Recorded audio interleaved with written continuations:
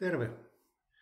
Ajattelin tässä tempaista videon, mitä tänä päivänä pystyy tekoälyllä suhteellisen vaivattomasti tekemään. Se, mitä tässä nyt tehdään, ei sinänsä ole kauhean merkittävää. Merkittävää on se, että ajatuksena on luoda ideoita, mihin tämä maailma on menossa ja mitä me nyt jo pystymme tekemään.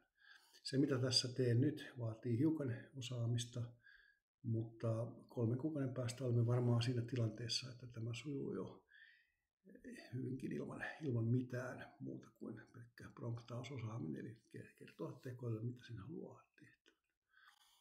Tässä seuraavassa teen tämmöisen vuosikello-sovelluksen, joka toimii siis omalla työasemalla yhden hengen käytössä. Ja se on itse asiassa yksi ainoa uuden tiedosto, jonka voi tavata selaimella ja käyttää sovellusta sitä kautta. Eli tässä lähden tekemään promptia, josta syntyy varsinainen prompt tekoälyä varten. Käytän tätä mahdollisuutta nauhoittaa prompt, jolloin minun ei tarvitse sitä kirjoittaa. Tehtävänäsi on kirjoittaa prompt tekoälyä varten. Prompt, jolla tekoälyä opastetaan tekemään vuosikello-mallinen sovellus, joka toimii selaimella ja koostuu yhdestä ainoasta HTML-tiedostosta, jossa on erilaista toiminnallisuutta, kuten kalenterinäkymät, viikkonäkymät, mahdollisuus importata CSV-muodossa tietoja, mahdollisuus eksportata niitä.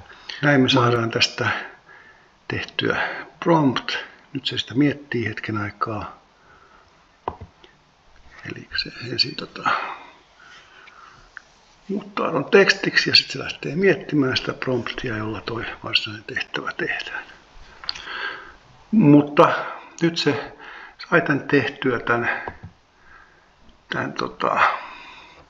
promptin ja nyt mä kopioin tämän täältä ja seuraavassa vaiheessa mä vaihdan tänne Codex-tekoälyn pariin, jolla tätä työskentelyä jatketaan. Nyt liitetään tänne Codexin puolelle toi tekoälyn tekemä prompti. Ja sitten täältä voidaan valita, että montako versiota tuosta sovelluksesta tehdään. Tässä nyt valitaan 3 versiota ja tuosta kun laittaa koodia, painetaan, se lähtee tätä koodaamaan tätä ratkaisua. Eli nyt tämä rouskutti joku 10 minuuttia, teki 3 versioa tästä sovelluksesta. Mennään katsomaan sinne. Versio 1 on tämän näköinen. Täällä näköinen teki 9 minuuttia tätä yhteensä.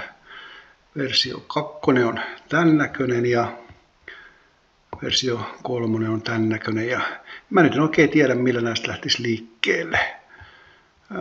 Mutta siis jos sitten haluaa jotain toiminnallisuuksia lisää tai poistaa, niin tänne voi ottaa pyydä muutoksia lisää joku toiminnallisuus, vaikka mitä nyt sitten mieleen tulisikaan, tai niin kuin tässä tapauksessa ehkä kannattaisi poistaa tuo testi-ominaisuus sitten, kun tämä on tuotannossa, mutta tallennetaan tämä tiedosto HTML-muotoon ja avataan se selaimella ja tutkitaan, miten tämä toimii. Tässähän tämä nyt sitten olisi avattuna ja ensimmäisen kerran kokeilin tätä, niin tietysti vähän jännittää, että miten tässä käy, mutta tämä pitäisi olla testattu ja toimiva. Kokeillaanpa, tuolta haetaan vaikka materiaalia, mulla on tuolta tämmöinen CSV olemassa. Mä en tiedä,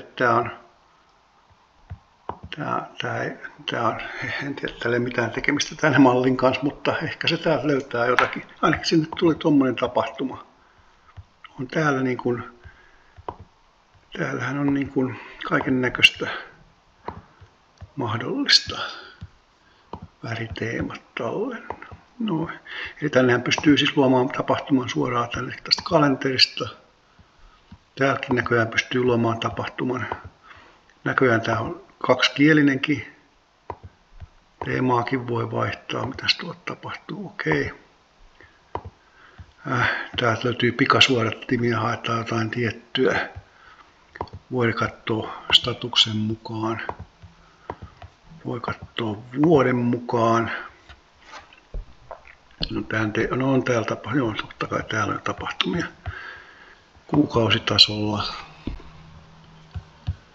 Voi scrollailla täältä eteenpäin kuukausia. Eli tämä näyttää äkkiseltään hyvinkin toimivan ja tätä voi sitten kehittää integraatiota muihin kalentereihin tai tai tehdä tästä niin ammattimaisempaa versiota. Mutta tässä oli ehkä se, mihin tämä ohjelmointi on tänä päivänä mennyt ja